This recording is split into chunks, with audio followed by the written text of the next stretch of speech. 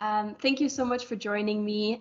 We're trying this new thing with DUPS to do interviews of lectures to kind of get more engaged and let students get you to know a lot better. Because especially this year of Corona and everything, it's not the easiest to get to know just anyone really, but especially lectures as well. Absolutely. So for anyone listening, please make sure to check our Instagram and socials. We do post polls where you can ask questions for anyone we're interviewing, and we'll announce who we're interviewing as well. So please do make sure to follow our socials. So Anne, I just wanted to ask like a basic beginning question, like what is your education background and what is your role in the psychology department right now? So I came from a non-traditional background. I hated school and I couldn't wait to leave. I had a job before I'd even finished my exams at school, and I could not wait to get out of there. And so then I had some rubbish jobs. I got married young, had family, and I thought, no, I don't want another job. I want a career. And all I want to do, so my goal was to have a job where I didn't dread Monday morning. So that was my only goal in life. I didn't know anything about psychology. And I went along to evening classes that actually got me access. And even at that time, I didn't even think that I was ever going to go. I just wanted some study skills. And I planned on going to college. And next thing I knew, I was given, the prospectus and pick a course. You can do whatever you want, except nursing, which anybody who's ever been ill or injured around me will know that is no loss to the nursing profession. Okay? So I picked actually behavioural science. So it was psychology and sociology. And at the start, I did a little bit of economics as well on a course called Health, Wealth and Happiness. And then I just didn't look back.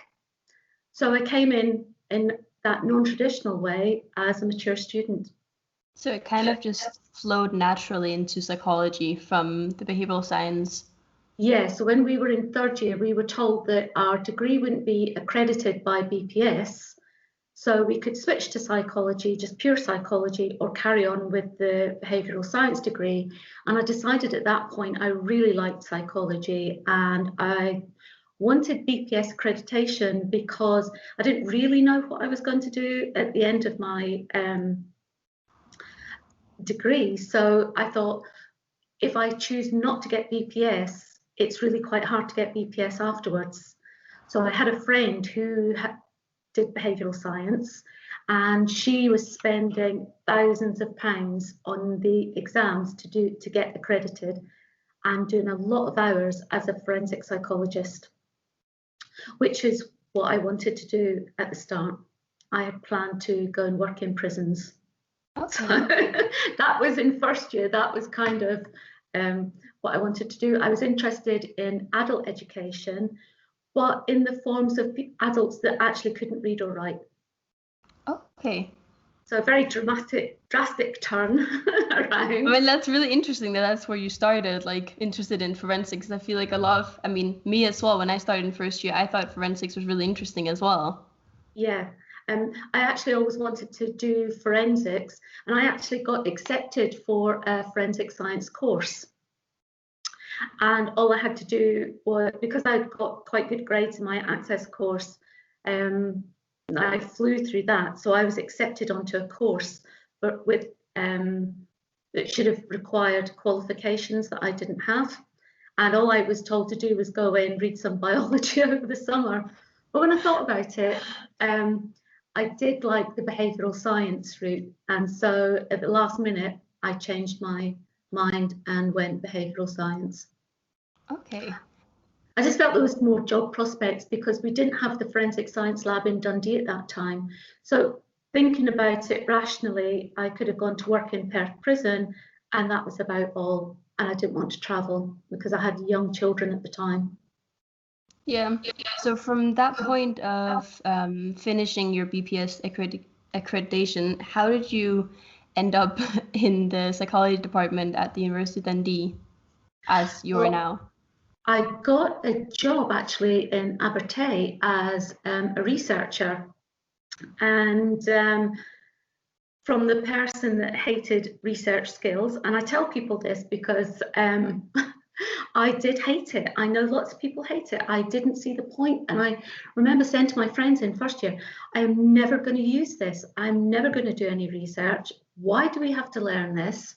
And didn't see that it, was the underpinning of everything that we do, because we were taught that by a maths department. So we weren't taught by the psychology department. So it made it very remote. And I couldn't see how it fitted into everything that we were doing. And then I did my dissertation and fell in love with all things research. So in my third year, I had a welcome scholarship. So I had a vacation scholarship. So I worked over the summer on a research project. Couldn't wait to start my fourth year dissertation. Absolutely loved it. And then this research job came up. And so I investigated the use of colour versus black and white for CCTV. Oh. And I did that for a year, and then a teaching job came up there, and I applied for that, and I worked in Abertay for many years. And then this job came up in Dundee, and so I applied for that, just to do something a little bit different and work somewhere else, doing a challenge, because they were looking for somebody to revamp level 1. And I thought that sounds like a fun, so I came here. That's actually really interesting. I did a vacation scheme this summer as well, actually, and that really changed my opinion. Yeah, no, and that really changed my opinion of research skills in the exact same way. Like, I'm excited. I'm a fourth year student, so I'm really excited to do my dissertation as well now because of that research project. Yeah, I think you realize that you don't think about it in the same way. It is just a tool, and it's very hard to see that when you first start to learn it.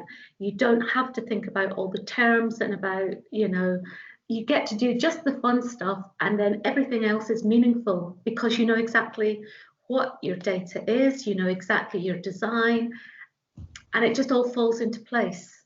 Yeah, and it really does. And you understand the conclusion better because Yes. of the data, you kind of, it puts it into context.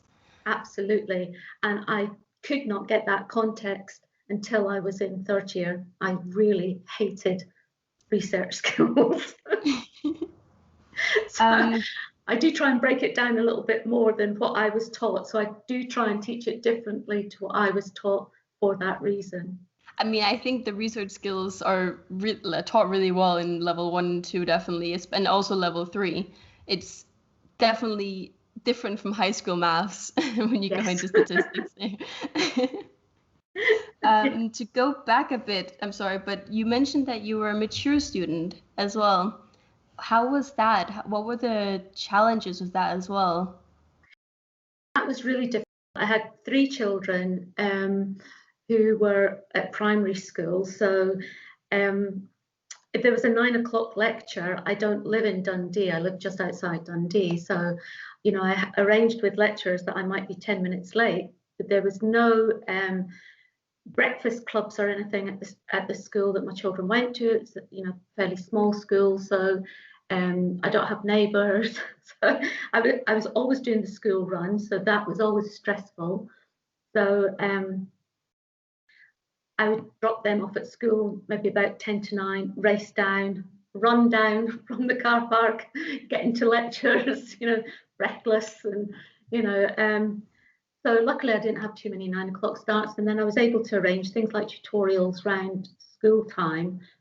Staff are usually quite good at things like that, but it did mean that evenings and weekends were quite difficult. I had huge amounts of washing and ironing to do school uniforms.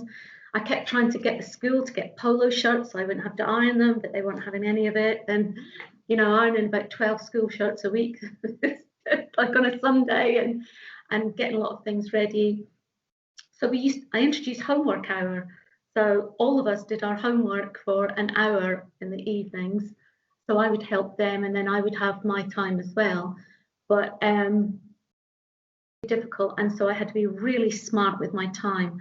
And towards fourth year, I actually had a 12-hour daily calendar from 9 to 9 in the evening. I had every single hour accounted for. I never wasted a single hour because I couldn't afford to. So it just meant being extremely organized and disciplined. So I guess you could say that that's a strength almost. You became so time efficient and good at organizing. Yeah, so I couldn't afford to waste any time on campus. So when I was there, I would have to go and study in between classes because I knew I couldn't do that in the evenings. And even at the weekend, you know, there was so much to do with having, you know, the children at home.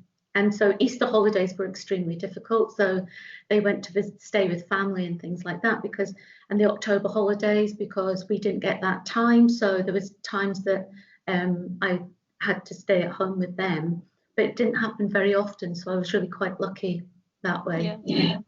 Okay. What is your role now at the psychology department? I saw that you're a demonstrator. Yeah, But this is an I believe old-fashioned term. I know that it's left over from years ago, and they don't have another name for the role because Dundee has done away with teaching assistants or teaching fellows. So in most universities, you would have like a teaching fellow, which is the kind of role that we have here. So it's I'm the workshop coordinator for level 1 and 2, which is but because that role doesn't actually have a title that goes in a pay scale, they can't use that anywhere that comes from HR. So it's a really complicated way of doing. Most of the time you find researchers in lab work. This is where it comes from, doing labs. And so you find them